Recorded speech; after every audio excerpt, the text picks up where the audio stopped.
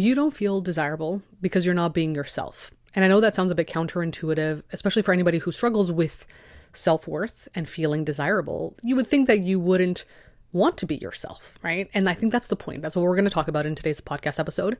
I just wrote a Substack essay about this as well. So if you want to read my thoughts in more depth, go follow me over there. But we're going to talk about desirability and performance. The reason you don't feel desirable, if you're really questioning it and we're being honest with ourselves, I'm included in this boat as well. Everything I talk about is from my own experience, but it's also the things I've seen in other people, friends, clients, because I work one-to-one with people. You're not being yourself. You're not being open, honest, and authentic so that the person you're trying to get to choose you is choosing you.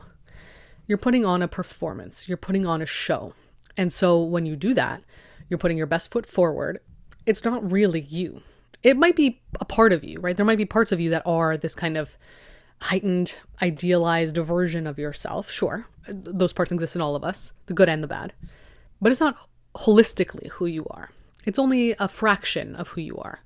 And so if you're putting on the show of this is who I am perfect, I am this amazing person, maybe it's in relation to a specific person that you're in the early stages of dating, you change your wardrobe, you change the music you listen to, you think you have to be more knowledgeable in certain things so that you can discuss them, or you are hyper vigilant about how you're showing up or what you're saying to avoid, putting them off or anything like that. You're putting on a show. That is your performance. And of course, in life, we have to perform at times as well.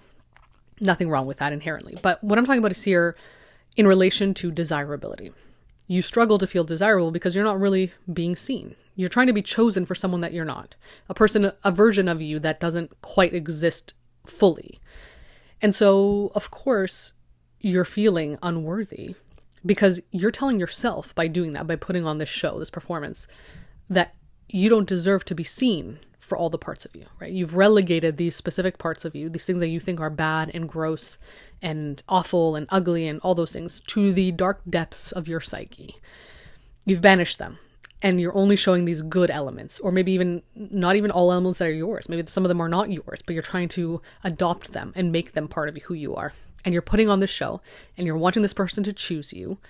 And there are a few things that go into this, right? So on the one hand, let's say this person does choose you. Let's say they choose you for this performance that you're putting on. You did it all right. You were perfect in your execution of this performance. Great. Now they've chosen you and they want you because you played the part perfectly. That's not going to feel satisfying because it's not really you that they want. It's this character that you're playing. That's who they're choosing. And so it's going to feel unsatisfying to be chosen, which will make you more angry and feel like you have to continue performing. And so you'll then also continue to shame yourself for those parts of you that you think wouldn't have been chosen anyway if you did show them. So the cycle perpetuates that way. And also what'll happen is you'll start to grow resentful of that person because you're angry that they're choosing you after you've performed the way that you thought that they would want you for, right? This performance that you've been putting on. They fell right into the plan you had this whole time, and that makes you angry. It makes you upset because they didn't want you for who you actually are. They want you for this character that you're playing, the mask that you're wearing. Of course, ultimately, if we're going to hold ourselves accountable in this kind of situation, part of that is you. It's us, right? We're doing this to ourselves in a sense.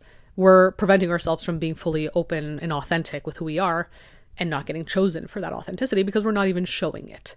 So you can't be fully angry at another person for it. It is partly resentment towards yourself. And this is also falls into why you don't find yourself desirable, because you see these parts of you, you see these things that you're doing and you feel resentful towards them, towards yourself and to another person. And then it makes you just feel bad overall, which will continue the shame spiral, right? You'll then continue to think, okay, I have to perform then because I am shameful. I do these awful things. I don't show myself fully or whatever. And so the cycle perpetuates again. On the other hand, though, another part of this is that in the same way that you're putting on this perfectionist idealization onto yourself, right? You have to be this perfect version of yourself to be chosen. You're also projecting that onto the other person because that's kind of how it has to work in this dynamic. You're idealizing them. You're pedestalizing them. And so you think they have to be perfect as well if they're going to be the gatekeeper of your worth and of your value. That you've deemed them this already, right? You've decided that this person's going to be the person who dictates if you're worthy through how much they desire you, right? That's how they'll dictate if you're worthy. You've decided that already. Realistically, though, what's happening is you're not really seeing them either, right? You've pedestalized them, which means you've created a character for them to play as well. So both of you now are playing characters. Well, in your mind, right? You've put yourself in a position where you have to be a certain version of yourself because you think that they are a certain version of themselves, or they might not even be that person, but you've decided in your mind they're going to be this person. They're going to be put together, really smart, really funny, whatever it is for you, really successful, all those things. And you've decided that's who they are. And so you want to feel worthy in relation to them, which means they have to choose you. And so to be chosen, you've decided in your mind, you have to be what you think that person would want you to be. And so you perform. And that's also where the resentment breeds, because you think this person is forcing me to do this. Again, it's you, right? Of course, there are many nuances and intricacies to relationships, but in this specific example, the specific topic we're discussing today, it's you. You've decided for the both of you that this is the performance the part you have to play, right? The performance you have to be in. They probably don't have much say in it. Maybe they do. Maybe they're playing their own role and it's, triggering it in you. Sure, that's fair as well. But a lot of it is also you falling into these dynamics, right? Of course, some people enter our lives. We don't control that, but we do control the people we allow into them as well.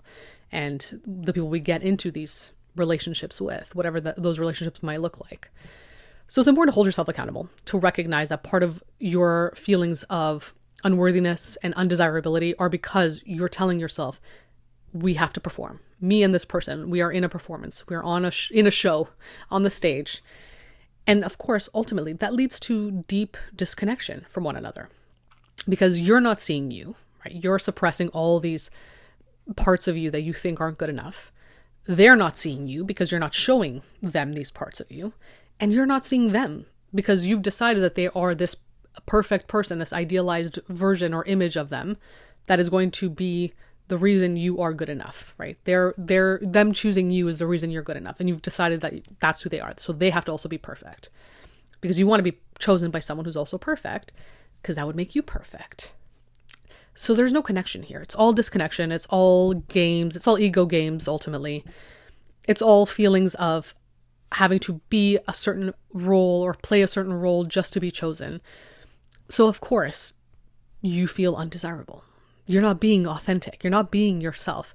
And the parts of you, the ones that you're suppressing, that you're relegating to the dark dungeon of your psyche, those are the parts that yearn for that acceptance and approval. The parts that you're shoving down are the parts that need it the most. And you're not showing those parts. And so, of course, you feel ashamed of yourself. Of course, you don't feel good enough. You feel unworthy, undesirable. Because those are the parts that you need to show to actually feel that way. So if you're not going to feel satisfied if this person does choose you, because it's kind of like a catch-22 in a sense. You are playing a role, and if they choose you for the role, you don't feel satisfied because it's not really you that they're choosing. How do you solve that? You have to do the very thing that you don't want to do. You have to show yourself openly, fully, vulnerably to another person. And also decide that you are going to let them show you who they are, right? You're not going to choose for them what their identity is and then play a part in relation to that. That comes with a lot of uncertainty. It's really difficult to do that because you have to wait and see, and they have to wait and see. You can't show them immediately what they're getting into or what you want them to think they're getting into with your performance. They're going to have to find out the hard way, the long way, just like you are. And that takes time. It takes energy. There's a lot of uncertainty and there's a lot of risk of rejection there. And that's exactly the point. That is the only way through this, the only way to feel truly desirable, not just in a superficial sense, but in a deep core sense, to feel wanted, to feel worthy, is to show all those parts of yourself and be chosen for them, along with all the good parts of you too. And when I say bad parts, I don't even mean necessarily like really awful things. You might think they're really awful because you've been suppressing them so much. So the more you suppress them, the more awful they feel, but they might not be that bad. They probably aren't that bad for the most part, right? Of course, if there are things that you know are not aligned with your values, your morals, things that you do that hurt people, hurt yourself intentionally, yes, of course, it's important to change those, to be mindful of them. But I'm talking about the things that are just purely you, right? Things you can't necessarily change because they just are your core self. Like you can change them in the sense that you mask and you pretend to be different or you suppress them, but they are you ultimately, whatever that might be. It could be the way you look, the kind of laugh you have, the things you think about yourself, about other people, whatever it might be. It's different for everybody. So I think it's important to get clear on what those are for you, so you get a really clear understanding of what you're suppressing. If this resonates with you, get a clear understanding of what those characteristics are that you think are not good enough, and then attempt to show them to people and see what happens. Obviously, this is going to be very difficult. It's going to be much easier said than done. It's going to require a lot of bravery, ultimately. And that's the point, right? And you're going to build a lot of resilience when you do this. You're going to show yourself that actually what I thought was terrifying, something I could never do, you can do it. You are capable of it, and you'll survive, because of course you will. And yeah, it'll be difficult. You might face rejection, but then ultimately you'll understand that those people that reject you for your authenticity are not the people for you. And that can only happen once you decide that you're not going to play a part anymore. You're not going to have a performance anymore.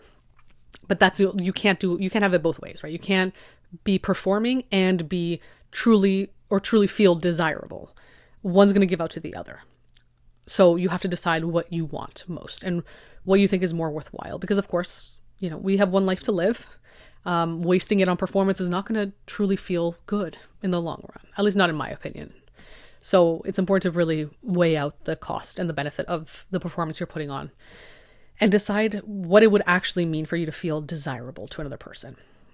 That means all those parts of you that you have suppressed, which are probably closely tied to your inner child, right? There was a part of you or a time in your life that told you you're not good enough as you are. You shouldn't be this way. It doesn't please someone else if you're this way. So now that inner child is operating as you are trying to navigate life as an adult, but it doesn't benefit you anymore. And so the kindest thing you can do for that inner child is to start showing those parts of them that they always thought were not good enough, and let people decide. But the point is that if you can accept those parts of you, you can hold them, you can support them, but not necessarily identify with them. Because if you identify with those characteristics too closely, you can then make it more easy for you to identify too closely to a performance as well. It's like two sides of the same coin, in a sense. Neither one of you is who you are at your core, right? In your essence.